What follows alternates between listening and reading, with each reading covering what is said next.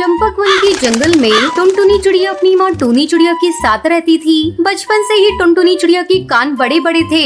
अपने बड़े कान होने की वजह से टुनटुनी चिड़िया दूर से होने वाली बातों को भी सुन लेती थी। एक दिन पिंकी चिड़िया अपनी सास की बुराई लूसी कबूतरी से कर रही थी। उस समय टुनटुनी चिड़िया अपनी डाल पर बैठी थी।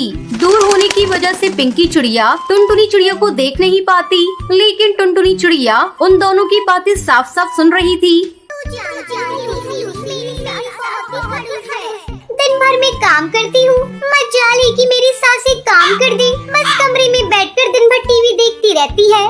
तू ठीक कह रही है पिंकी चिड़िया, मेरी भी सास ऐसी ही है। दिन भर बैठे बैठे गप्पे लड़ाती रहती है अपनी सहेलियों के साथ और मैं दिन भर घर के काम करती रहती हूँ। जी में आता है सब छोड़ छाड़ कर अपने मायके चली जाऊँ या मैं अपनी सास से अलग हो जाऊँ। वो दोनों अपनी अपनी सास की बुराई काफी देर तक करती रहती हैं। इसी बीच टुनटुनी चिड़िया बबली कबूतरी के घर पहुंच जाती है। अरे कहाँ हो बबली कबूतरी, जल्दी इधर आओ, तुम्हारी बहू के बारे में कुछ बताना है।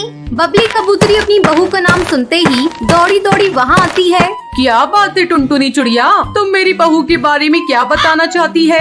तुम्हें पता है बबली कबूतरी, तुम्हारी बहू तुमसे अलग होना चाहती है। आज मैंने सुना वो पिंकी चिड़िया से इस बारे में बात कर रही थी। वो तुम्हारी बहुत बुराई कर रही थी। तुम्हें तो पता ही है बबली कबूतरी, मैं अपने बड़े कानों की वजह से दूर से ही पक्षियों की बातें सुन लेती हूँ। तभी लूसी कबूतरी वहाँ आ जाती है। दोनों सास बहू में लड़ाई शुरू हो जाती है। फिर मौका देखकर टुनटुनी चिड़िया वहाँ से रफू चक्कर हो जाती है। इस तरह दिन गुजर रहे थे। एक दिन टुनटुनी चिड़िया की माँ टूनी चिड़िया अपने पति टुन्नू चिड़ा से कहती है, सुनो जी, कब तक हम लोग अपनी बेटी टुनटुनी चिड़िया को घर में बिठाए रखें? अब उसके हाथ पीले कर देने चाहिए।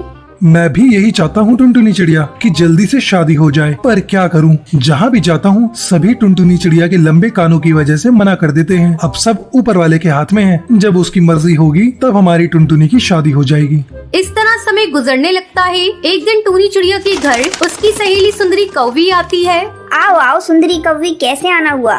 क्या बताऊं टूनी चिड़िया, मैं अपने बेटे कालू कौवे के लिए कोई संस्कारी चिड़िया ढूंढ रही हूँ। तुझे तो पता है आजकल की मॉडर्न चिड़िया के बारे में, शादी करके आते ही घर में आग लगाना शुरू कर देती हैं। अचानक मुझे तेरी बेटी टुनटुनी चिड़िया की याद आई, सो मैं तेरे पास चली आई। मैं टुनटुनी चिड़िया को अपने घर की बहू बनाना चाहती हूँ। लेकिन सुंदरी कौवी, तुझे तो पता है मेरी बेटी टुनटुनी चिड़िया के कान बड़े बड़े हैं। तुझे उसके कानों से कोई परेशानी नहीं है तो मैं इस रिश्ते के लिए तैयार हूँ। मुझे कोई ऐतराज नहीं टूनी चिड़िया, मुझे तो बस संस्कारी बहू चाहिए। कुछ दिनों के बाद टुनटुनी चिड़िया और कालू कौवी की शादी हो जाती है। टुनटुनी चिड़िया अपने ससुराल में बहुत खुश थी। एक दिन उसकी सास उससे कहती है, टुनटुनी बहू चला चलकर शॉपिंग करते हैं, बहुत दिन हो गए शॉपिंग करने नहीं गए। दोनों सास बहू शॉपिंग के लिए जाने लगती हैं। जैसे ही वो घोंसले से बाहर निकलती है, टुनटुनी चिड़िया को कुछ आवाजें सुनाई देती हैं। दो पक्षी आपस में बातें कर रहे थे कि आज वो लोग बाजार में दंगा करेंगे। टुनटुनी अपनी सास से कहती है, माँ जी, आज बाजार में दंगा होने वाला है, हम लोग शॉपिंग करने फिर कभी चलेंगे।